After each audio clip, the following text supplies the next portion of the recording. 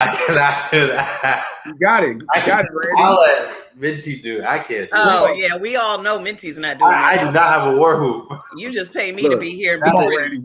That is some Lakota stuff, man. Flex. Yeah, flex. Show them. Say it with your chest. That's right. Hey, by the way, show them your little bird chest. Hey, we're live now. Now, Randy ain't got no chest. Sorry, Randy. He got in the chestion. I'm just trying, man. I try to wear clothes that make it pop and everything. Randy got in the chestion. Hey, what's up, everybody? This is Breakdances with Wolves at Indigenous Pirate Radio. Woo, we back. Yeah. There we go. And we're kicking off. This is Native American Heritage Month, and we're doing it a little bit different because most of the time when we see Native American Heritage Month, we don't see people that look like us. We see, the usual suspects, and then we're steady getting questioned if we're really Indian, and getting all that sort of negative energy and stuff like that. So we decided to create our own vehicle, talk about something that's very near and dear, and also long-standing. It's been around for a very long time. It hasn't changed. Unfortunately, my children, y'all's children, Randy, your children, all of our children are still dealing with the same conversations about Native identity, about whether or not, we're really Indian, about whether or not they belong, just like we did. And that's really unfortunate. That's a wasted opportunity. That's wasted time. That's a lot of unnecessary doubt, and it's a lot of unnecessary insecurity by the people who are projecting that, because that's what we have to understand, is that only comes from a place of insecurity. That only comes from a place of self-hate and self-doubt. So we're here to answer those questions front-loaded by saying, hell yes, we are Indian. Yes, we are very much so. Absolutely. All of that. 100% Black, 100% Native. And so we're going to have a conversation, and I'm actually not going to be leading the conversation because sometimes I talk too much. Mama Mint Diva, we've been waiting to hear from you for a very long time. Queen, it's so nice to see you. I miss you. I had a wonderful time last time I got to hang out with you and your wonderful cousin Terrence. Shout out my guy. Please support his music. He's an amazing artist. And then we got the young buck down here, Randy, First Rider Tippins. We have a couple other folks who are going to sign on very shortly. Yes, as Mama Mint Diva over here affectionately knows him as the Snack. The Snack. And he got very GQ / R&B singer Jaheim for this edition of Breakdances with Wolves. Like, doesn't he look like he even smells good right now? Looks like he smells good. I ain't gonna front. Jacket, man. I ain't gonna front. Like, it looks. No, that's a look, Minty. I don't know if you know this, but Randy went with me and my crew to a Key Sweat concert. The crew that I know? Yeah. And first of all, we know my crew right in just a bunch of pretty everywhere. Pretty. Look, and so he came out with the members only jacket like he got on now. He got the members only jacket, the turtleneck. He was looking very, very R&B backup singer, 1988. And it's, hey, what's up, Bia? How you doing? Peace. It's very nice to hear from you. But he came and hung out, and we had a great time. And so anyway, we got Randy, First Rider Tippins. We got some other folks that are coming in. We're expecting them very shortly. But we started off. Check this out. I'm gonna contextualize this, then I'm gonna shut up.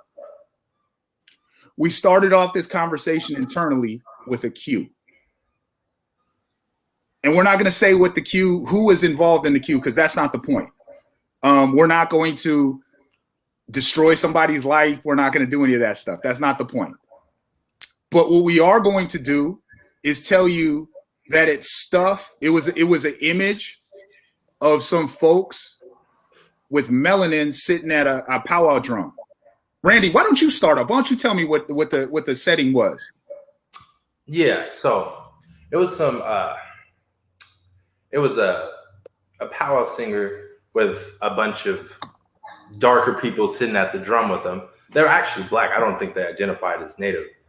And in that post, there was a lot of comments on there, and those comments were not They were not kind to people like us, to those people sitting at the drum. But it was humorous to Native American, to the people that were saying it. So I mean, there was some mean stuff that was being said, and that was from my point of view, and probably everyone in this chat's point of view. Was it mean or was it racist? It was racist. It was racist. It was mean. It was insensitive. It was downright cold. Yeah, so we're going to get into that very shortly. Just the cue. Again, the intention is not to focus on this. The intention is that this has been ongoing because we're talking about multi-generations. We're talking about our children facing exactly the same things as mixed Native and Black children as we faced as Native and Black children. The exact same racism. And unfortunately, that racism oftentimes comes from our own people. Coming into the show, we have Queen Yanajaha. Queen Yanajaha coming live and direct. Bad Lakota and Black, amazing leader, amazing. I sing this woman's praises all the time. Thank you for joining us. And by the way, I'm sorry, I've been speaking. We got right into it, and we're gonna get into the cue. Yanaja, we were talking about the cue that I sent out, the video, and we're gonna break that down a little bit. Again, we're not trying to put anybody on blast, but we're talking about what creates that sort of environment. But could everybody please introduce themselves?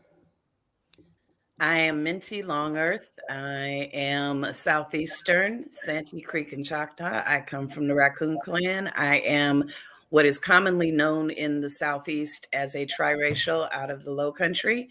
And I grew up in the urban Native community in Seattle and in Southern California. Hey, Asani. What's up, cousin? And it's really good to be in this space. I am a grandmother and Two-Spirit, and there's my daughter in there. She's 36 and gorgeous. And let's get it going. Who else we got in here? Got you. Uki Sanetanko Pita Obspi Numoktotu Kiana. Hi everyone. Everyone watching, thank you for tuning in. My name is Randy. My Blackfoot name is Pita Obspi, which means eagle eye, that I was given from my grandma when we used to travel back to Sundance every summer. I would always spot an eagle. My grandma believed that eagles were a good luck charm and would make sure that I found one before we hit the road. I grew up, born and raised right here in Seattle. I'm located in Pioneer Square right now, and I was traveling back and forth to the Blood Reserve every summer. That's Randy. We have a couple queens on here. Yes. So why don't we start with Queen P? What's up? Alrighty. Hauka. Queen Metuhi, Matkupai Saquon. My name is Quinette. I'm from the Saquon Band, the Kumeyaw Nation. I actually serve as the chair of the Gaming Commission. Thank you for the invite. Can't wait to get this dialogue started because it's very important. Highly, highly important. Patu Ashte, my name is Yanajaha Lone Wolf, which Chakbe Olawanwi, which means Star Song Woman. I come from my mother, Juanetta Lone Wolf, and my father, Thaddeus McCall. My mother, Juanetta Lone Wolf, was from Pine Ridge, South Dakota. I was raised in Arizona as well as Pine Ridge and so many other places as well. But I'm so happy that we're doing this. This is a conversation that is overdue. And so just briefly, before we get to that cue again, the reason why this is so important, in fact, this is historical. I have never, and I venture to say there has never been a Native American Heritage Month celebration that looked like this. Right. That sounded like this, that had quite so much melanin. And the reason why is both intentional and unintentional. There is the intentional part where many folks, I saw Queen Yanajaha on your Instagram today. There was somebody else that was attacking your credibility as a Native person. And that's something that happens pretty much all the time to all of us. That's something we've grown accustomed to. And we've grown accustomed to it in a way that folks who are mixed with white do not have to deal with. And the reason why, of course, is that white is the default in the United States. So it's our cousins, our family, our aunties, our uncles buying into the same hype that everybody else is bought into. And then there's the other side, which is the unintentional side, which is that everybody else, there's an image, there's a prototype that most people think of when they think of Native. They from completely outside. And that prototype, it may be true, it may not be true. But either way, it doesn't include us. And so there is a vested interest in maintaining that prototype and pretending that that is the legitimacy. And so just briefly going back to that cue that we talked about, Randy, you set the stage. There was a drum full of powwow, or people at a powwow drum. Yes. And they were folks who probably identified as just Black, not Black and Native. Yep. But there was a whole bunch of people. Some of them we knew. Some of them were family members. Mm-hmm.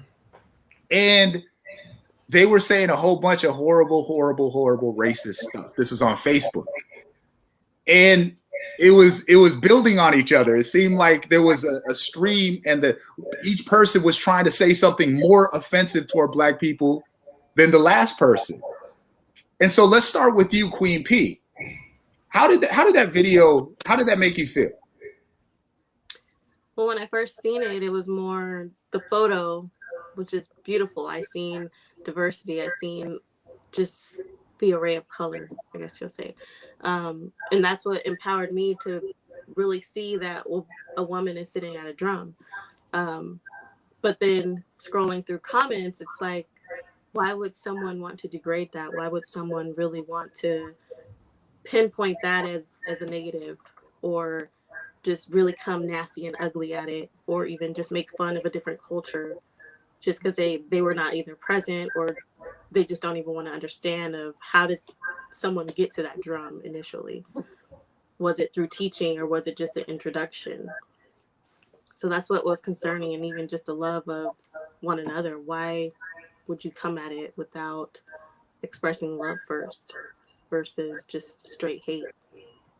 Did it trigger anything in you? Of course, it was anger, and that's why I try to look at love first. Like, that's such a beautiful thing. Let me not focus on the comment, only because it'll take you back through your own personal history and let you sit in your own anger. So why would you want to sit there?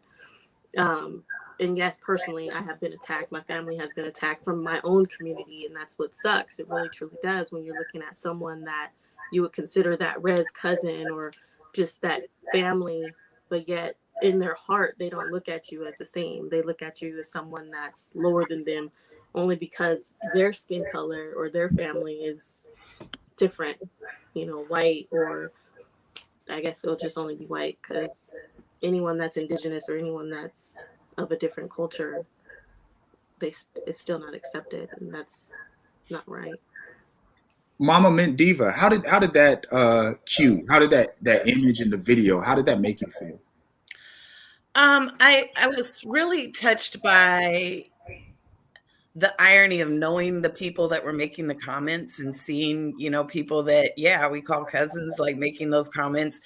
It brought up a lot for me, perhaps because of my generational place in this conversation, but I'm 53 years old and I have a unique experience. And yet, what we've all learned as Blendians, as Black Indians, is like, we all have very interesting stories. We are not monolith, and we are able to see the vast spectrum of who we are in ourselves. And yet we're also keenly aware that we are limited in how other people see us. And so I was reminded by the irony of, we've always talked on the show, it's not who you claim, it's who claims you.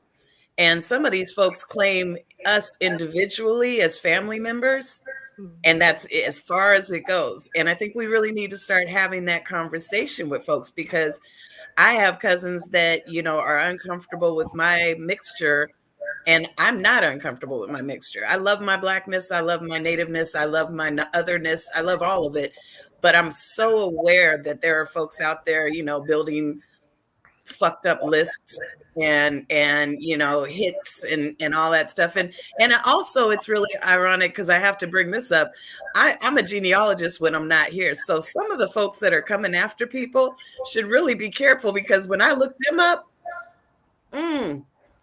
they're not as Indian as they think either. So we could go there if they'd like to. But I think what's really important is to unpack, where did we learn this hate? Where did we learn to adopt these colonized views? And why is it that no matter what your ethnicity is, the minute you are mixed with African, it changes? If you are Asian and white, if you are Latinx, if you are Native, whatever, the minute it changes is when there's a drop of African ancestry. And who are we to say that that is not even more powerful and should be celebrated? You would think, as Indigenous people across the board, Indigenous people would lift that up. Thank you. There's a thought I want to go back to briefly, but Queen Yanajaha, how did the video make you feel? I guess it's the Ogallala in me that I was ready to fight.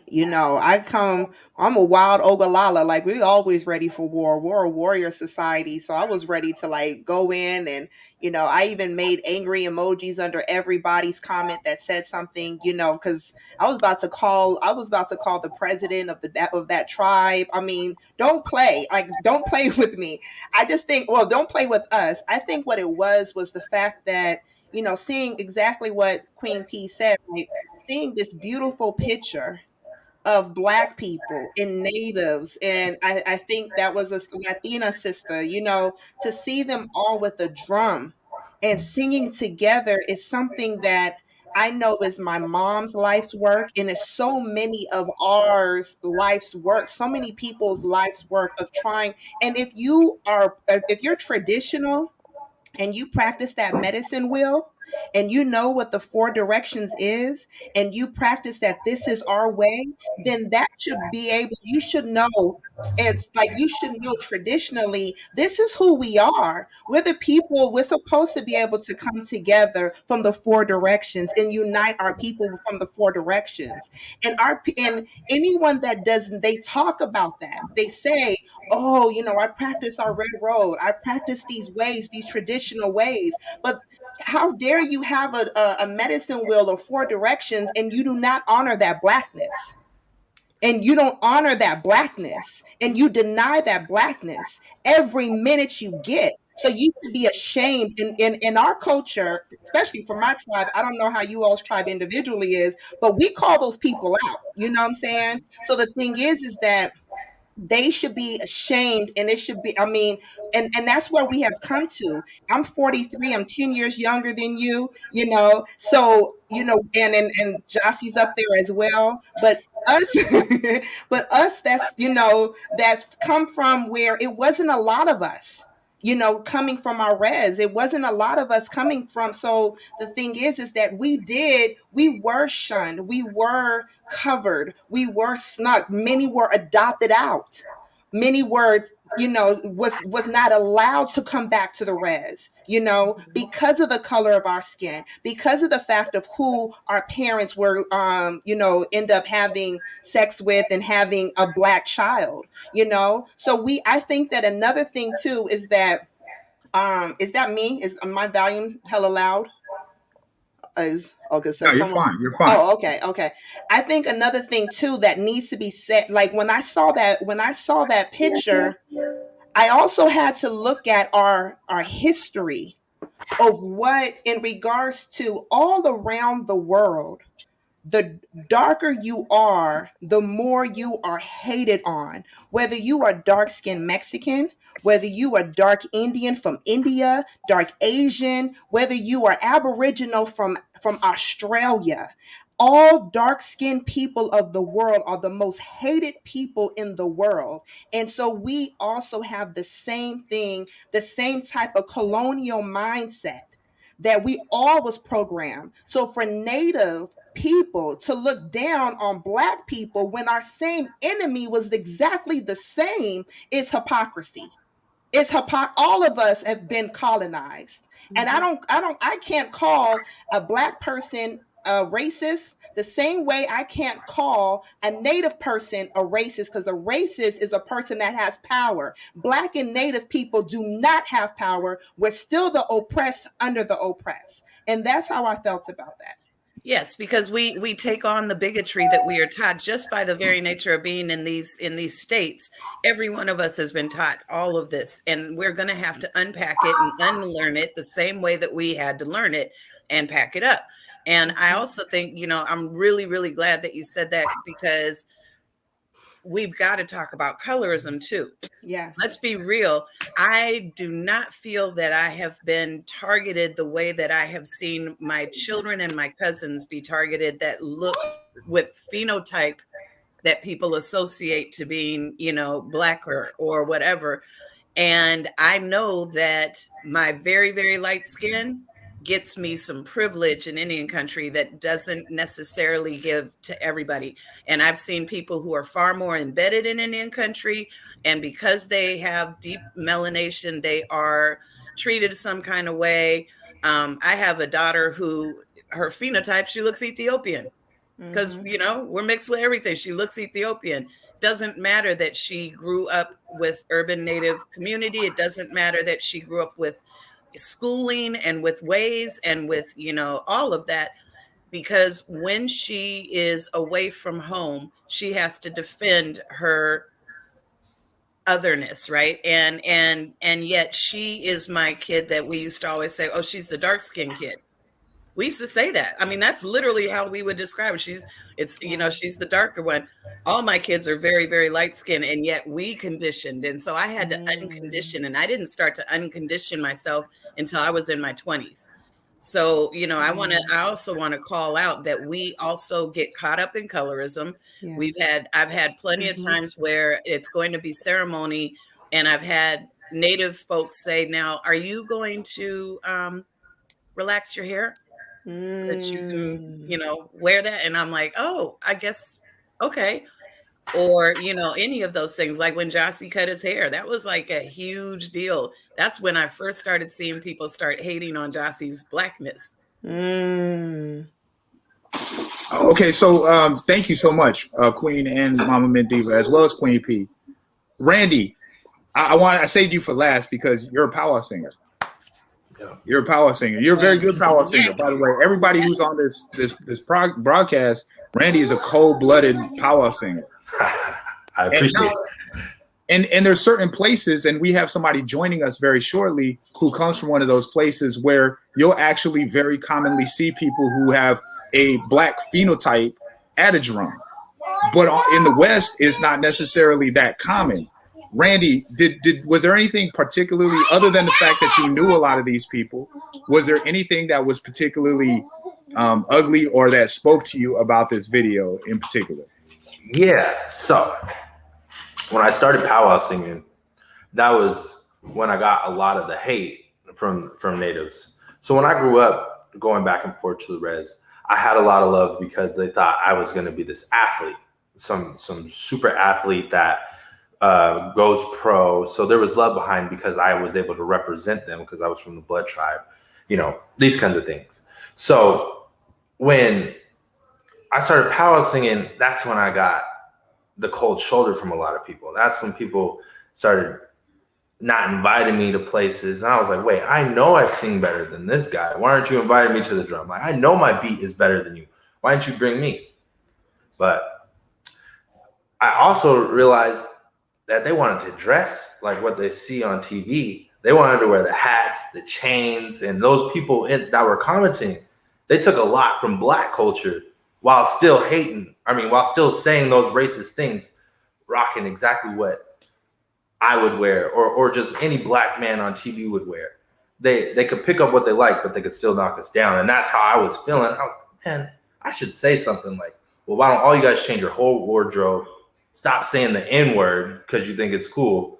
If this is what you're going to comment on in public or amongst each other, think it's funny, because it's not. It was horrible, and they were copying, they were appropriating Black culture. So it wasn't cool. Right. Okay, that's cool, Randy. But I'm not gonna let you off the hook. Specifically, that video. Yeah. As a singer, as somebody who knows a lot of these people. Yeah. Talk to me about that. Oh man, I've shaken these people's hands, hugged, been shown nothing but love. I actually did unfriend a few of them because there was some oh, this is what you really think about me behind closed doors realization when I saw that. I saw, oh, you'll shake my hand, you'll use me for whatever I have to offer, but when I'm gone, you guys are throwing these racial slurs out, saying all these terrible things, and so I filtered out the fake from the real, seeing that, and I saw what that community is about too, because that was a wide range. That wasn't people from just one area. It was all over Indian country. So I had to figure, yeah. So I'm gonna keep it brief because I'm more, I'm more interested in you folks' thoughts on these. But the thing that struck me was that these folks have so many people in common with us. I didn't see one person say, "Hey, you shouldn't be talking like that." Mm-hmm. I didn't see not one person say, "Hey, this is racist. This isn't cool." Like this is, oh, I know Randy, I know Minty, I know Yunajaha, I know Queen P, I know John. I didn't see none of that. I didn't see one person correcting them. Now, of course, not everybody sees every, social media post, right? No big deal. However, somebody saw it because there was a lot of activity on it, and there was no correction there. There was no correction there.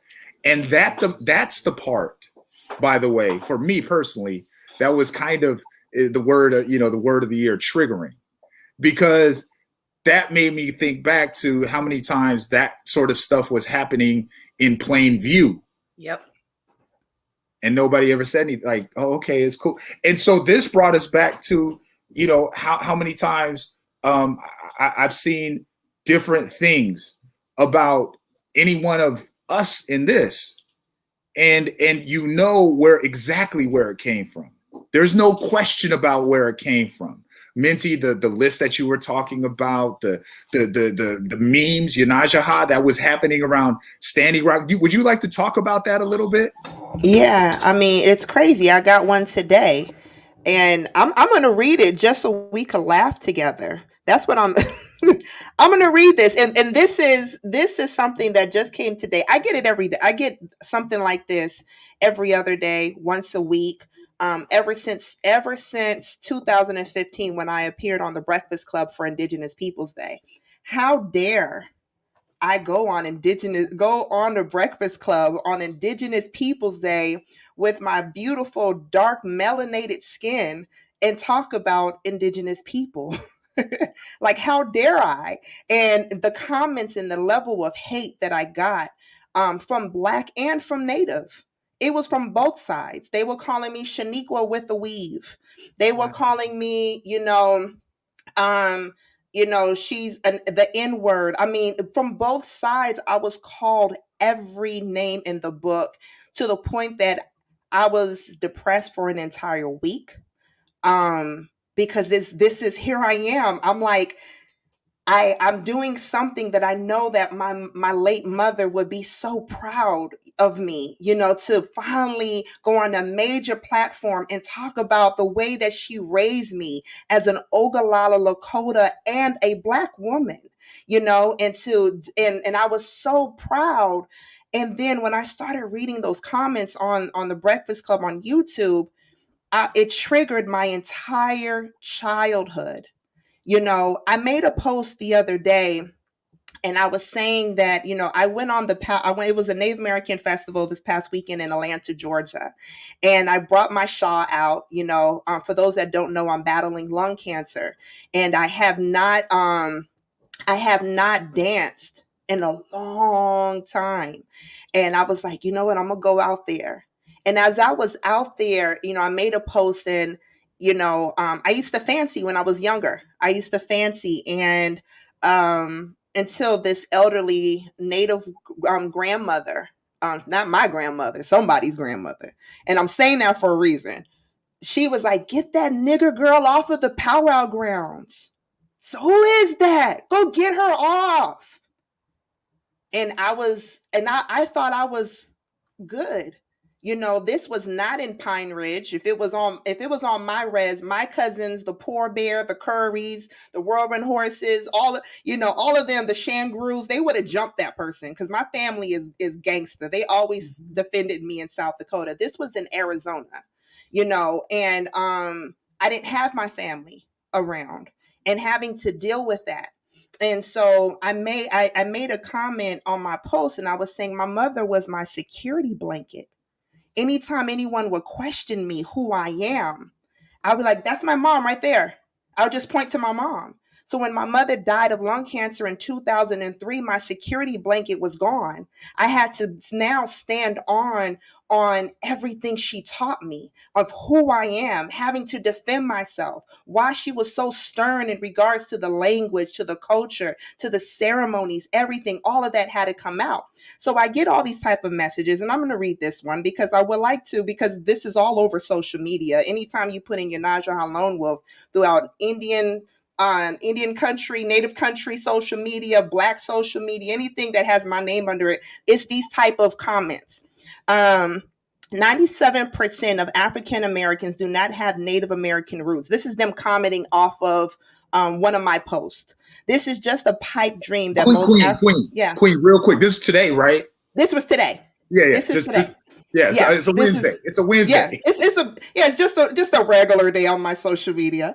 So this is just a pipe dream that most Africans have, but in reality, only 5% of African Americans have 2% or less. But 100% of African Americans have European DNA due to being in close proximity in the same property as slaves and master, while Native Americans were separate because of white and Black violence against them. And for the most part, Black Africans were allies with whites against Native Americans until recently.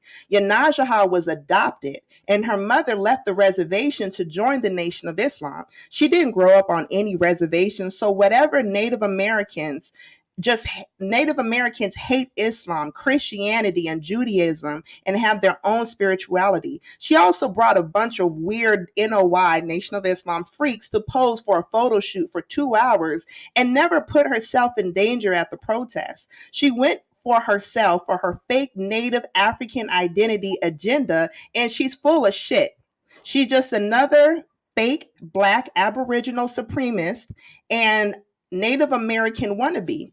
There is not one drop of Lakota or Native blood in her, because she was only adopted by a Native who left her indigenous heritage behind and traded it in for a false Muslim one. Now some unrelated Afrocentric extremist with no relation to the tribe is using her supposed ties for clout.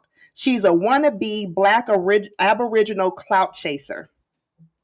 That's a daily life of what my life looks like on social media. That was very all the time. Yeah, it's very oh yeah.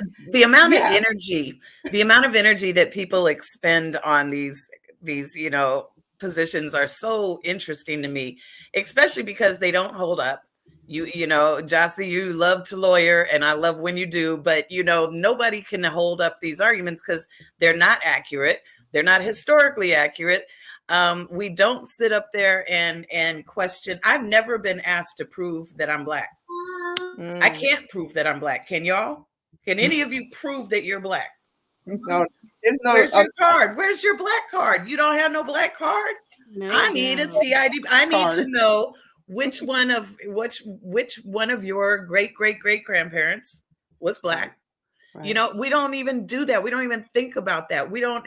And somebody who is Native and says, I'm Native and German, doesn't have to prove that they're Native and German. They're just Native and German. Mm-hmm. Again, I go back to the minute somebody looks at us and they see Blackness and they comment on it, that says everything about them. And so, yes, when I was referring to the list, that's not one list. It's lists. It's people who take the time to jump on our pages and have these comments and don't realize anything about us or our community or who claims us or who doesn't. Half of these people ain't claimed by shit. So, you know, a lot of them, when they're talking about, you know, chasing whatever, what are you going to chase? I'm 53 years old. I'm the same person I've been when I was 11. And, you know, at this part of my age, I am embedded in my community. So when people talk about that, we've talked about, where do you spend your money? Where do you have your love? Where do you spend your time? You know, we're talking real today. You know, I have seen plenty of Native folks that swear they are the most Indianness of all Indians, more Indianer than you constantly, and got a blonde hair, blue eyed woman with a buckskin dress on their arm. Don't tell me shit about my identity. Yeah, and, I and okay. and that's really, you know, that's really what it comes down to, is that we've got these inconsistent messages that are being sent out, and then people that are being propped up as somehow the experts on who gets to decide who is Native and who's not. We also have the added component of Black folks who grew up without having any ties to their Native community, not helping our argument much when, you know, when they come for us as well. And I've had Black people who have said, she's not Black. She's not Black. She is not Black. She has a drop of Black blood and she don't live as Black and blah, blah, blah, blah, blah. And I'm like, okay. But but there's the difference is, a lot of people that have this stuff to say would never walk up on Jossie or Randy or me or y'all at Powwow and say shit other than putting out your hand. So That's I right. really love when I'm like, if you feel that way, meet me up there. Go ahead. Say it. Say it. You know, one of the things that you just realize by watching this and by, you know, our reactions to this sort of animus is that it's trauma informed, right? Because we all smile and laugh through it like it's normal. Right. Like, oh, this is just a Wednesday, right, Yanaja? Yeah. And that's not normal. It's not normal. We don't want our children to have to deal with those same things. So, Queen P, how, and we're going to segue into the second half of the conversation shortly, but how do you rationalize, or how do you help your children navigate through this sort of ugliness, knowing that it's there and knowing that it hasn't changed substantially, if at all, from when we were children? I try to embrace with love a lot, just understanding a lot of this ugliness. They don't really see it because a lot of the children are just really operating in love. They see each other. They're not thinking of that hatred. They're not seeing the colorism. So therefore, it's not really there. However, if we are absent from certain individuals or events, you know, I have to sit them down and let them know this is why we're not there, without giving them that full truth, only to guard their heart, only to guard their mind, so they're not stuck in that, so they will not have to be suppressed. Because I mean, I was raised by my grandmother, so I get that story, I get that history from her on how much she had to deal with, even coming back home to her own reservation. It's like the people that she grew up with playing in the dirt, they're still looking at her as, oh, you're the dirt, you know, just because you have children that are mixed. So it's a sad story, and I try to really just limit that, and keep my kids operating. This is a cousin. This is a, you know, a community member. Let's just show embrace. Let's be, you know, full of love and joy, so that they don't hold that in their heart like that. Yeah, I like that. Jossie, I'm curious, from you and Randy's perspectives as people who identify as cisgendered men. Do you see any difference in the way that you are able to exist and navigate through Indian country, as opposed to those of us who are from the other 18 plus genders? Because I do think that there is some there's some added layers about the way that men are perceived. And especially when you're 6'5" or I looking like a agree. I snack want to or hear this. yeah. So, in recent times, you know, I get the womanizer, the womanizer like that comes out all the time because I like to like keep my hair looking sharp and all those things. So what I've noticed is, or what I have always done to navigate, and this I can only speak for myself, is I had to make sure everything I was doing was right to some sort of society, to some sort of society standards. And what I mean by that is I don't smoke, I don't drink. Now, that was also because I wanted to cut off the trauma. But even another reason is because I didn't want to give them any more leverage that they already had on me, which was that I was black. Is that I was black and I don't fit. There is always going to be some system of failure. And so now recently, I have to like make sure I'm on my P's and Q's, like with how I talk to women, with how I move around, because that is just another form of them trying to, well, at least that's how that's what I mean when I say my perspective. That's how I feel, that I have to protect myself. And I don't know, like that's recent. So, and I can only speak for myself in terms of how men navigate. I don't know about Jossie, but I have to be really careful. Jossie, what do you think? What's been your experience? Can you hear me? Yes. Okay. You know what's interesting? Mama Mendiva, are you there? Or is she circling for you folks too? No, I'm right here. I can hear you. What's interesting is that when I was a young child, I was raised on the Blackfeet Indian Reservation. I moved to the city of Seattle, then I moved to Tacoma, then I moved to the Suquamish Indian Reservation. I moved from there to New York to go to school, and then from there I moved back to the Suquamish Indian Reservation for a long time. My point is this: the vast majority of my years on this planet have been on reservations. Yet, by default, we are urban because we're black. Mm-hmm. By default, you know, Queen Yanajaha and I were talking about this the other week. You know, we were always the hip hop kids. We were always the ones that were involved with gangs. We were always, but we weren't. That wasn't Yanajaha, you said that you had that experience, right? Yeah, I was the cool black cousin that was coming from Phoenix with all of the music. Like there was all like growing up, they call me Yo-Yo. So they was all like, that's our black cousin Yo-Yo. She our blood. Like, you know, like I was the cool hip hop cousin that always had all of the music, the clothes, all of that.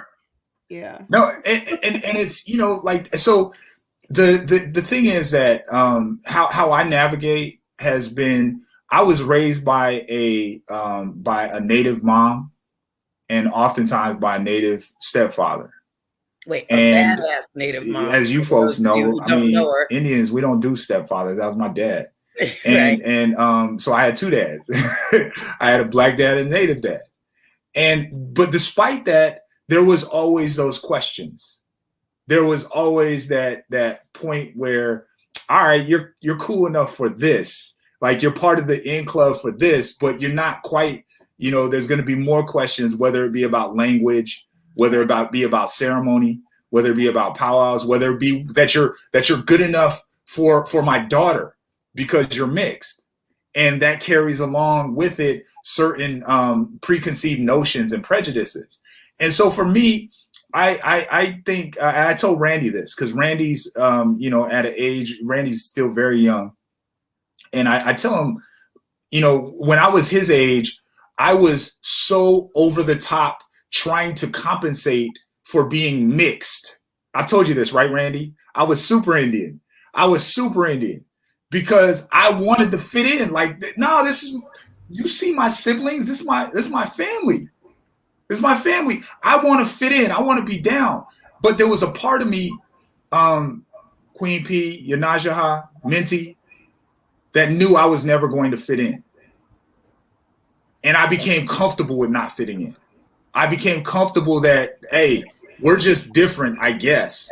I didn't create the difference. But if that's what it's going to be, I'm not going to pretend that I'm somebody, you know, as Minty said, I am who I am. I have that beautiful melanin. I got these big, beautiful, full lips. I got all of these things that are gorgeous features, and I'm going to love me, even if you don't love me, even though I know that you do love me because you try to dress like me, because you try to dress like the other side, because you adopt that hip hop swagger, because you adopt that hip hop language, because you call each other the N-word where we're not around. I know all of these things. You want me to devalue me, even though you want to be me. So I became very comfortable with that. I became very comfortable with that. It's just slightly different. That's kind of the way it is.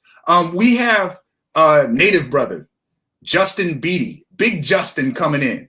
Another powwow singer. Hey, Justin, what's up, bro? Thank you so much for joining us. Oh, thank you for having me. How you doing, everybody? What's up? Good to see you. Hey, we were Good to see you. It's so asking. good to see you, man.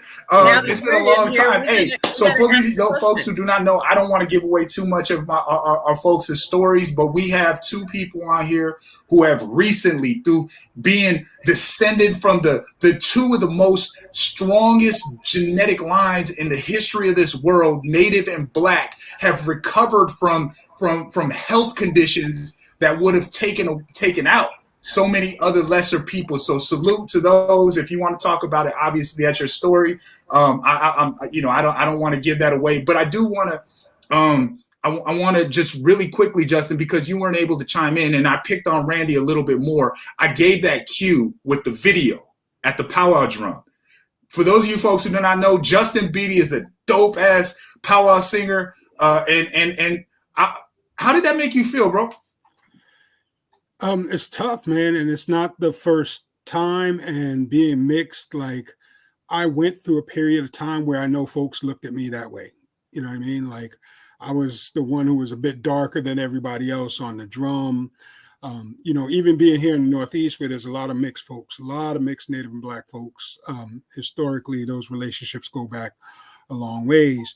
But because I wasn't enrolled in the nations here, they did look at me as an outsider nonetheless. But, I wasn't surprised. I was disappointed. I was disheartened. It's one of those things where I'm lucky enough that at this age, being 100 years old, that I understand that, these are folks who have gone through the same education system as everybody else, right? And that their access in a lot of cases is to white people first. And so they take on some of those same attitudes and ideas. They see the stuff on the news. They hear the politicians say stuff about Black folks. And so their view is skewed in that same direction against Black folks, while at the same time, like you said, in the US specifically, Black culture is such a powerful movement that people want to adapt pieces of it. People want to pull from it and emulate it in a lot of ways. But, like there's some drum groups out here, man, like, I don't want to say the name of the Facebook group, but there's a Facebook group that's dedicated specifically to like making fun of different drum groups. And there's a drum group from out here that constantly, gets posted on there with people just saying like, just really foul and unnecessary things. Like, instead of taking the approach of like, yo, somebody needs to sit down with these dudes and ask them how they came about doing it this way, and like offer some teachings where they think there may be some corrections made. Instead, they start like, they do call them, the Wakanda Forever singers and the soul jammers and all these, things that it's just an outright slight. It's an outright station of disrespect. Now, I also understand that we as Native people and as people of color, like, we do use humor when we have pain, right? We do tend to make jokes about stuff that other people will be like, man, how are you going to say that? It's like, because it hurts and it's the only way I can get through it, right? But we normally don't do that and direct it at somebody else necessarily. A lot of times we make fun of ourselves, we make fun of our situations. But once you start to turn that lens towards somebody else, and I feel it, I hear it all the time, even here in the Northeast, people have an issue with Black folks and especially mixed Native and Black folks, right? Like, the acceptance of being mixed with white is a lot more palatable to folks. Right? And where are you at right now? I'm in Massachusetts. Oh, yeah, my daughter's in Rhode Island. Yeah, and I know folks, Narragansett folks, Mashpee folks, Nipmuc folks. I got peeps out of Shinnecock. Big shout out to Shanae, my homie. My boys from Youngblood Singers. I got folks in Jersey. I got folks all over the Northeast that I'm cool with, that I've grown up around as part of the Native community here. And yeah, in some places it's more understood because the history is a bit more understood because it's such a long-term interaction between Black folks and Native folks. But by the same token, people hold on to a lot of ideas that their parents and grandparents had, and it's passed down because that's just how it's viewed in the house. So when I saw that video, like, I wasn't surprised. I recognized some of the names of people saying stuff, and I'm like, it's crazy because I see some of those folks at powwows and at ceremony and at events, and when I'm there, they see me and they accept me as part of the community. But I also know, like, as soon as I walk away, comments and jokes, it's different. It's yeah, different. but it's like, what? I can't carry that weight. I did when I was a kid. I carried that weight, and it made me feel, so bad. Like, I didn't even want to be part of it. But my mother said to me, she's like, look, this is your birthright. You have every right to be there, but you got to want to be there. You got to be willing to fight for it. You have to show these people that you deserve to be there, because they're not going to treat you that way simply because of the history of oppression that Native folks have had, right? With people trying to take from them, with people trying to extract different pieces of culture and ideas from them and not giving credit. So, right. You have to understand that going into it, that, like, you have to decide whether this is an important part of who you are. And if it is, then you have to be willing to fight. Now, does that mean physically get into it? Sometimes I did. When I was younger, I would be sitting at powwow, people come by, yank my braid, kick my chair, spit on me, tell me I wasn't welcome. I got pulled out of a circle at powwow because I literally outdanced a bunch of the dancers from that particular nation, and they were like, well, your regalia is not legit, you're not welcome here. And I was like, I was like 10, 11 years old. Like, that crushed me. But like I said, my mom's was not having it. She was like, look, you got to make a choice here, and I think that's something that we've all done, whether consciously or subconsciously. We've made the choice to, like, express that part of who we are. Yeah. We're always going to get the, like, how much Native are you? And I always, whenever I hear that, I'm always like, to people, I'm like, look, I'm not going to answer that question, because what you're actually asking me is to match the arbitrary number that you have in your head that you've decided on will allow you to view me as a Native person. And I'm right, it's a moving goal. Right. What's the answer? Always a moving goal. Right. Where's the meter at, right? Or the other answer that I give, which is a little bit more, uncouth, is like, Native enough to whoop your ass. So how do you want to have that conversation? And I'm not, Jossie will tell you, I'm not a small person. Randy met me. I'm not a small dude. You know what I mean? But, and I like what you're saying, because that's a perfect segue into the other part of just real quick. Thank you so much for sharing. And thank you for joining us, bro. I truly appreciate it. It's so good to see you healthy, man. You look beautiful. Thank you so much. It's so good to see all of you, melanated, curly hair, beautiful. No hair. Right. No hair. Look, again, this is a Native American Heritage Month programming that you've never seen before. Ever. What? I know it. And so this is something that is going to be acknowledged. And I'm so glad that you folks joined us. We're going to get into the second half of the conversation. There's going to be a part 2 to this, by the way, but this is the second half of this conversation. Mama Mint Diva, she got the flame for us. And we're going to get into the other half of this equation, because we talked about sort of the yin, the stuff that, is not pleasant to talk about. And it's a common enough It's a common enough experience that everybody has had this. But there's also the yang side. And Mama Mendiva, you want to, like, so I'm not rambling, sort of get to what actually we're talking about? Yeah, you think about, it's Native American Heritage Month. Most of us don't pay attention to specific months. You're Native every day, Are you there? Your life. Can you hear me? We see her. We can hear her. Oh, okay. You can't hear her? Not well, no. Sometimes it's just Jossie. Sometimes Jossie just can't hear me. Oh, okay. There is the flip side, right? People are here watching this conversation, and they're really getting an intimate look on what it looks like to be blending and to be, in this space. But why are we here? Why are we in community? Why are we still part of our Native community if it's got these undertones of anti-Blackness? What is it that makes it where we want to live and how we want to live? And for me, I feel like I was very, very blessed to have Seattle. Seattle's community is just amazing. The Native community growing up, who everybody is, and people, again, they claimed me. I was adopted out pre-Indian Child Welfare Act, and I was brought into my community as a young child because Native people were, they were out there doing reclamation work like Black people were. And Black people were not reclaiming me in the 70s. I was a little bushy kid with ethnic features that people couldn't readily identify. But I had Native folks who were loving me and caring for me, and community that loved me. And I had Black folks that were friends, and yet I wasn't part of whatever you would consider the Black community here. I was part of the urban Native community, and I had the support of the American Indian Women's Service League, and I had support of elders. And I'm at an age where I can remember when, we had elders running things.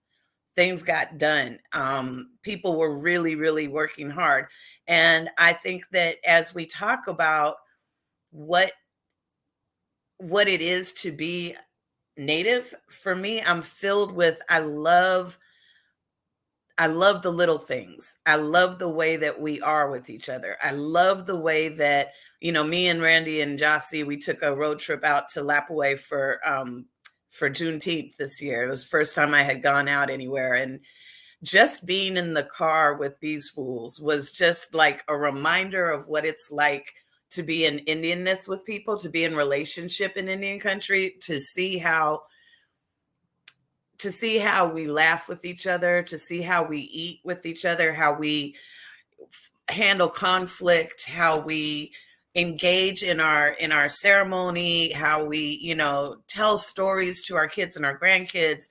And we have these platforms for a reason. And so I want us to kind of talk about what it is that keeps us lifted and loved, and coming back to our community despite the folks that have not gained any emotional intelligence yet on that issue. So I obviously do not want to tell Sister Lone Wolf's story, but I am fascinated with anybody who tries to argue with you about Blackness or Nativeness because of your story. I'm always like, oh, this is going to be good.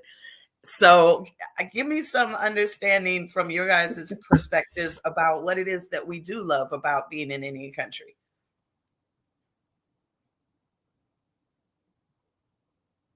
All of you are muted. If you don't mind, I'll step in here and just offer my little bit of understanding. I think there's a few different moving pieces, right? One is we understand shared struggle, right? We understand that there's some commonality there, right? I think especially when you're looking at Black Americans as opposed to, immigrants from Africa that came later. Black people that sort of, when they're researching their history, they can only really look back so far. um, they have developed a sense of this being home as well, right? In a way that's different than other folks who view themselves as immigrants, and in a way that's different from settler colonial culture claiming this place as home. I think that there's a sense of seeing, we can see ourselves in some of these communities as well, right? Same as I've been to various reses, and the sense of community there is the same as where I grew up in Roosevelt, New York. You know, that's the home of Public Enemy and Dr. J and Eddie Murphy, and you know, but there's still that same sense of like, if you're here and you're one of us and you're accepted as one of us, you know, we rock with you. We got your back on things, and there's a cultural understanding there that has parallels that I think we can easily sort of gravitate towards. I think there's also that sense of like resiliency of not, I'm not going to let you tell me who I am. I am who I am. And, you know, I think most folks that come from a mixed background, hopefully at some point get to that understanding for themselves. Like I spent all my time as a young person, other people trying to define me, people being like, you know, I can't tell you the number of times I'm on the street, somebody walks up to me and starts speaking Spanish. And then when I'm like, I don't speak Spanish, they look at me like I'm the worst kind of Spanish speaking person. They're like, what you, like, don't be ashamed, you know, or like they think I'm, you know, they ask me if I'm Samoan, or they ask me if I'm all these things. And it's like, I'm not going to let other people define my existence. You know, yes, society is going to treat me as such in certain ways, but as far as I'm concerned, because I know I have a connection to, you know, Ojibwe culture, because I know I was raised with a value system and a worldview that was based in things that Native people understood about being here and what it means to be Native. When I look at the Black side of my family and I look at the struggles that they went through, I see those parallels, and I don't see them as being so far removed that they can't operate in the same space. And so I think that for me, in some ways, it's me trying to bridge that gap, because I know there's a fair amount of folks like me, mixed Native and Black, just like, you know, all of you folks that do participate in both cultures. They're not mutually exclusive. And so, you know, it just becomes a sort of a desire, not even so much to fit in, but like to pave the way for like younger folks, you know, the folks who are going to come after me that are going to have a similar, if not albeit different because of, you know, cultural evolution and everything. But you know, I don't want to speak for anybody else, but for me, I definitely feel this sense of like there's the parallels there, that it just makes sense for me to be there. I'm gonna get kicked in the ass either way, as a Black man, as a Native man. Like, society's trying to whoop on me either way. You know, that's just the cards I was dealt, and I'm gonna play them to the best of my ability. And that means not being afraid to operate in either side, regardless of the outcome. So I think for some of us, that's that, you know, that desire is to really just be who we are and be in the spaces where we should be and could be. Yeah. Queen P, what you got? I see that as like just looking at my grandmother, my mother, struggles that they went through, you know, whether it's their beauty, whether it's people just not fully understanding what they are, who they are, and also the suppression, because there is a lot of fight. And I know they didn't want their children to grow up the same way. So they had to really push that down, push through it, try to teach their children, turn the other cheek, or, you know, just some other way demonstrating love, so that way people can just forget them and just keep going, you know, so that way it doesn't continue the hate. It's unfortunate that, you know, you, the one that's being oppressed, have to do that. And I know that seeing comments, that's why I say it's like, why would I want to continue that hate? Why would I want to look at that and basically dig up that hurt and then flash back? It doesn't get nowhere.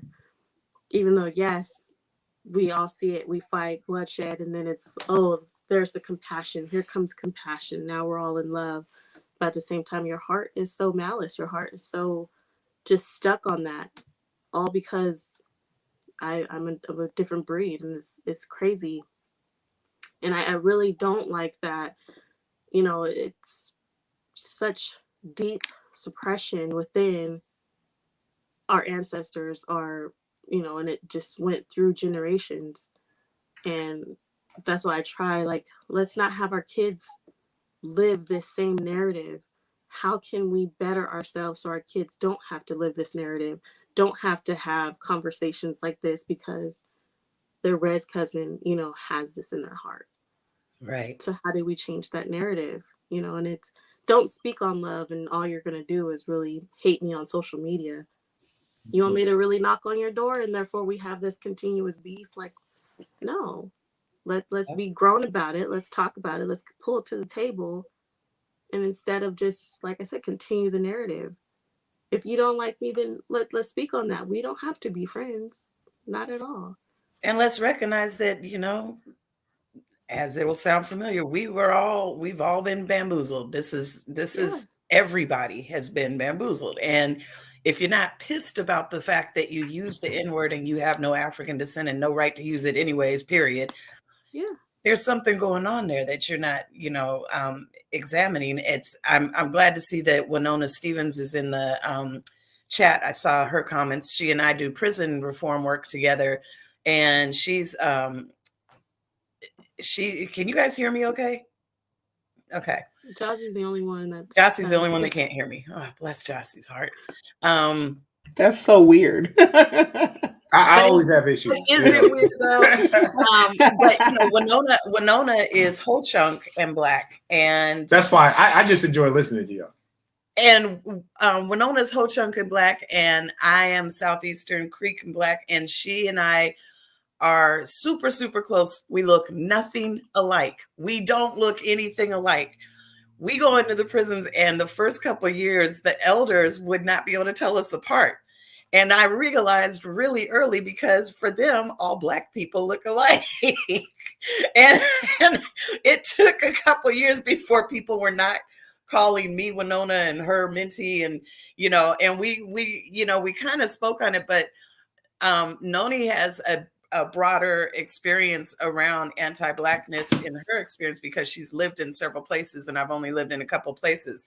And so it's been really important for us to have those conversations, because inside the Iron House, you don't see this dynamic. Inside the Iron House, if you are part of a hoop, if you are part of a circle, then you are part of the circle. You've been vetted. You are part of that circle. And what you're not going to see is somebody who is a Blendian at the drum get up and walk away and have people make racist, bigoted jokes about them behind them. That's not going to happen inside there. So why is there more humanity among our Indian folks that are over incarcerated than it is out here in these streets? What's that really about? Sister, why will you give us some insight too? Because I was going to pull from your from what you had said earlier, but I just think that you just have a bunch of nuggets that we can utilize on. The thing is that my mother, she, bless her heart, for her to, she fell in love with a black man from Brooklyn, New York, when she left the reservation and was recruited by NBC to be the first Native American to ever work for NBC. And she fell in love with my father, and then had me. And my father was in and out of prison most of my life, so my mother was a single mother raising my brother and I. My brother is lighter than me. His nickname is Julio. So his real name is Ngozi Waji, which Ngozi means precious in Swahili. Waji means one in Lakota. He's Precious One. Yonajaha, which is the squash blossom necklace from the Dene people. I just met the man that named me. Met him 43 years later. He named me. And so saying all of that, I think that my mother did the best that she could to raise me um in this in these dual worlds, you know. She made sure that I was fancy dancing, but I also was African dancing. You know, she did not know how to do my hair. My family and my cousins, you know, we could have a whole conversation about hair in Indian country. But but my family would be like, you know, she has you have magic hair. That's how my cousins and my aunties made me feel. They was like, you have your hair is just magic. When you put water, it just goes like this, you know. And I had a lot of hair. If you all look at all of some of my baby pictures, not even baby, but I had a lot of hair.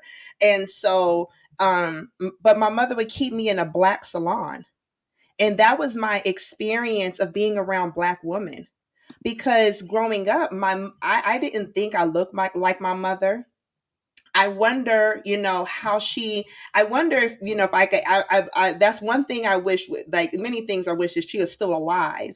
But for me to have this woman to woman conversation in regards to how did you really navigate this brown skin version, you know, of child of yours, and to be able to navigate the, you know, through the world of having to teach everyone this is my daughter. Because I know for me it was like, are you adopted? You know, and that's why I said like messages that I got early was triggering, because when I was little, they used to be like, that ain't your mom, you adopted, you don't even look like her, your brother looks more like your mom. And my mom used to say, Julio is my little twin. You know, she used to teach him how to run inipi, how to run sweat. But for me, she'd be like, oh no, you go play with your friends, you know. So I also dealt with those type of nuances, those type of microaggression things, even from my own mother, because she was like, I don't know if she will be accepted in this circle, you know. So I'm going to prepare her now. But then as I got older, she was like, okay, you could come and run this sweat. And then as she got older, she began to even like, okay, I'm going to teach you these songs. You could come and sing with your aunties and the other elders, and to learn these songs. You know, you could help me run this sweat. And when my mother, when my mother passed, I have a chest of everything she used in the Anipi. And I just put it out last year when my spiritual brother Keith IMC, he came down to Atlanta and built me an inipi to help me with this journey of this healing journey that I'm going through with cancer. And so we brought out all of these things that my mother had, and it was the first time I was able to ever touch all of these things. And we had a rattle, you know, and it just lit up in sweat. It just lit up, you know. And so all of these things were just very, you know. My son the other day, he triggered me. He said, Mom, are you more happier to be he said, are you more he said, do you want to be native more than you want to be black? Mm. And I said, what? Like, he triggered me. He triggered me because sometimes I get that too. Are you denying sometimes your blackness? Because I get this from the black community. Are you ashamed to be black because you're wearing your native regalia more than you're wearing your African regalia? But little do they know, in a lot of pictures that I take, it's African print. And that print is it looks exactly like it's native. And see, what the thing is that one thing that my mother taught me was that she gave me a book, Black Indians, that Jossie used to promote this podcast. My mother gave me Black Indians, and she said, you could find yourself. There's a lot of people in history that is just like you. And when I begin to read, and growing up in Arizona, for those of us from the Southwest, the West Coast, and Northwest, we really understand these nuances between being Black and Native, because it's very, especially it's not a lot of Black and Natives like it is on the Eastern and Southern region. And so the thing is that being a Buffalo Soldier growing up in Arizona, so many people that were Buffalo Soldiers were very proud to be Buffalo Soldiers. My mother used to fight against that and saying when she was doing events in Arizona, she used to be like, they're like a lot of the Black, community, they'd be like, we want to bring the Buffalo Soldiers out. We're proud of our Buffalo Soldiers. My mother said, no, do you know what they did to natives? Black people slaughtered natives for this government, So this is a history of wars, of love, of marrying and death. There's so much history within the relationship between Black and Native. And when I begin to travel this land and go to my sister's tribe, Queen P, when I went to your nation, and I went up to where Jossie is at, and I went to the Wampanoag, and I went down to the Seminole and the Dene, and like all of these various tribes, and begin to learn and just sit back and listen and hear everyone, because we're not monolithic people. We're very diverse. Our creation story, our drums, our songs, our regalia, everything. And I begin to not just think as an Ogallala, but more so looking at us as who we are as indigenous people. And then not only would I be going to the res, but I'll be going to the barrio, I'll be going to the hood, and then I'm seeing how all of us are all very similar. One thing my mother taught me was our similarities is more greater than our differences. And our common enemy pushes us to look more at our differences than our similarities. That's why we're seeing posts on social media of them making fun of Black people. That's why we're seeing posts on social media of Black people saying they are making fun of Native people and using erasure, Native American identity. And all of these things that we're seeing is because of the fact that we are looking more at our differences than our similarities. And if there is one thing that I got from my mother, that even when I would go back home, I would see our similarities more than our differences. So it doesn't matter. I could go to any res. I went down to Costa Rica and went to their res, and I saw my people. I saw me no matter where I went. And I think that right there is, if we begin to look at each other more in that way, then we'll be much, much better. But we have to heal from all of these wars and all of these things, from the Buffalo soldiers to the cowboys, to the wars in the Caribbean, to the even in Latin South America. Our indigenous relatives in South America are our relatives. And we continue when we this year for Indigenous Peoples Day, I said we are not just going to talk about Native Americans. It's Indigenous Peoples Day. If there is one race, I'm sorry, Jossie, I'll end with this point, is there is one nation of people that understand Christopher Columbus and what the colonialism did to indigenous people, is the people in the Caribbean, which is Haiti and Dominican Republic. Those are the indigenous people that we should be celebrating, and that they are still here, because that's where Christopher Columbus was lost in. But we deny that, because why? Why do we deny the Caribbean people as our distant relatives? Why do we deny Latin South Americans as our distant relatives? Because we love to think with a white colonial mindset. You better. All right, yo. Okay, Randy, give us a snack. Yeah, it was a blessing. That can you guys hear me?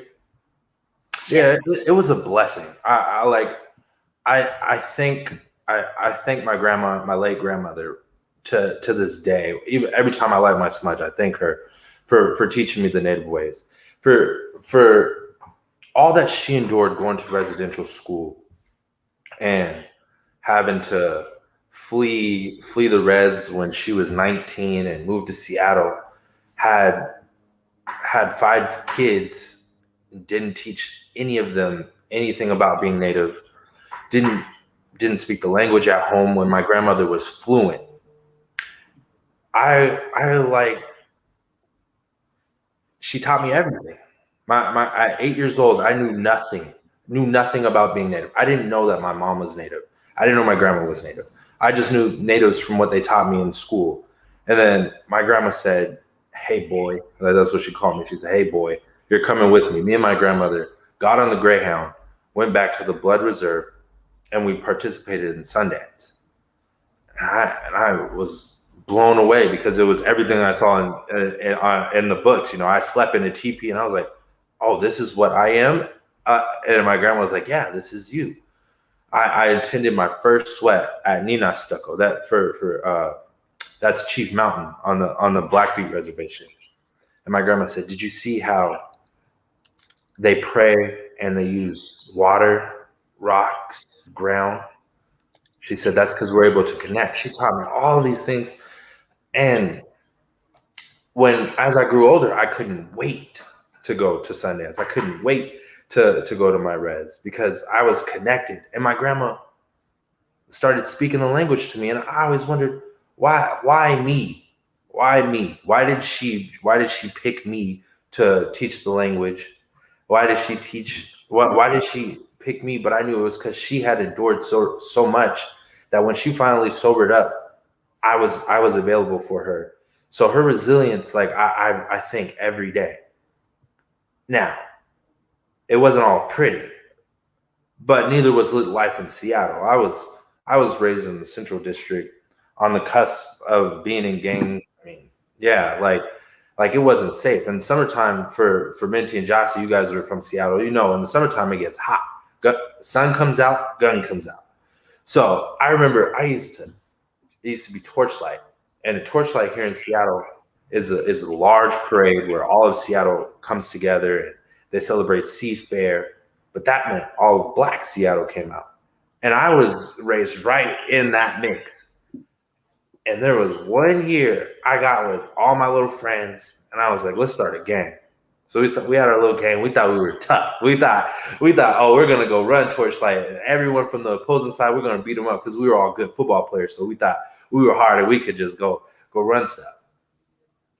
We walked down and we saw this big dude, like I mean, Jossie and Justin size. We saw him get socked. I mean, punched, landed straight to the ground. Oh man! The next day, I was like, "Grandma, when are we leaving?" I said, "Grandma, isn't it time to go to Sundance?" and she said, "Okay, we'll go in 2 days." So I was like, "Oh man, I'm running from smoke." That's what I started thinking. But I was like, "No. Blackfeet are not better than the Bloods." But I was thinking, we should. I should learn more about this because right now I feel more connected to that. And although I got some of I got a lot of racism. I got people calling me burnt when I went home. None of that happened when I was in ceremony, and that was always deeper to me. When I talked to It's a Bat to Bio, that means creator, I was like, this means a little bit more. So that kept me there. That kept me loving my native side, loving the community. I love this conversation. This has been great. And we're going to have, as you know, we're going to have these conversations throughout this month. We are going to have the hair conversation. We started the hair conversation in Lapaway for Juneteenth, and we'd like to expand on that. For my daughter who has hair all the way down her butt when it's curly. She has endured a whole lot of that conversation. So hopefully she can contribute. But also we're going to talk about some other issues. We're going to talk about what does reconciliation look like when you have used the N-word and you've been out there and you've gotten a platform and now it's coming back and people are going, well, what about when you were saying that? Where does cancel come in and where does reconciliation start? See, Winnie T's in here. That's what's up, girl. It is a great time to have this platform, and we are at a different place than we were even 2 years ago to have these conversations. And I would love for you to continue because I think we need to talk about hair with you. So I I want to love thank talking about hair. and I want to thank everyone. And I also want to point out that our healing is still in process too. All of us are all working through this, and you know, I'm probably the oldest one in this room, and I'm still working on it every day. And I'm so glad that I have younger folks that are bringing me up to speed and giving me new perspectives and helping me along that journey. Jossie Ross, some parting words before we close out. Again, just thank you everybody for coming here and sharing your story. Before you can have healing, there has to be a wound, right? And that's just the way it goes. And unfortunately, again, we see those things. Yanaja had the people that was hitting her today. We saw the video today. These things are in real time. This isn't, you know, bringing up for the sake of bringing up old antiquated stuff. No, this is very current stuff. And so we're still experiencing it. And when we see that, it necessarily begs the question of, okay, well, why not just give up? Why continue this relationship if things are so dysfunctional? And they are dysfunctional, but they're dysfunctional every place. It's not just us, it's every place. And number two, because it's our home. Because above everything else, you're not going to chase us out of our home. That's never going to happen. We're going to be here. And we're going to try to push you, assuming you are one of the people who doesn't say anything when you see this ugliness, or might actually say the ugliness. We're going to push you to be better, because that's just that spirituality in all of us. We're going to continue to advocate for our home, for our people, because it is our people. It's our family. And we're going to continue to push all of us to be better. So it's not just airing grievances. It's also, we do this for the purpose of, we didn't put anybody on blast. We could have did that, right? Everybody here, we could have did that. I wanted to. I wanted to too. Oh man, I was about to call his uncle. Yeah. But we didn't do that. Like, no, let's love each other. Let's get better together, because that's what it's all about. We're not perfect either. And so, thank you so much for sharing. Everybody who tuned in, we're going to do more of these. And we're going to do it in this format a lot more frequently. And it's going to be dope, just like this. And you're going to see beautiful, gorgeous, brown, melanated, big lip, curly hair, except for Justin, faces. And we're going to have a good time. And we're going to promote healing. We're going to move toward healing. And we're going to work through that ugliness that's required, that is 100% necessary before you get to healing. We're not going to shy away from that. We're not going to pretend like we don't see something that we actually see. We see it, but we're going to engage with it. Part two of this discussion is going to be in about 2 weeks, I believe. Yes. Mama Mint Diva. Tune in, just stay tapped in. We're going to have a good time. Thank you so much. Breakdances with Wolves, Indigenous Pirate Radio. There you go. Native American Heritage Month. Support these artists, by the way. We have Native Brother down here. He is a dope artist. Hit his Instagram. Follow every single one of these Black natives or Afro-Indigenous. I don't identify as any of those. I identify as Native and Black. But whatever the designation is, follow these folks. Their Instagram and their Twitter is down below. Hit them, support their artwork. Yanaja has. Where's mine? Why my Twitter not down there? Oh, I don't know. You can hit it though. But she's got Revolutionary Healing coming up in about 2 weeks, right? November 21st in Atlanta, Georgia. Come and meet us. Right, big deal. It's a big deal. This is these folks with their own projects. Tap in. And this video will be available for posterity for anybody who wants to show it, because this is an important video. This is a historic conversation. Thank you, Mama Mint Diva. I love you. I love every single one of you. I'll talk to you soon. Peace.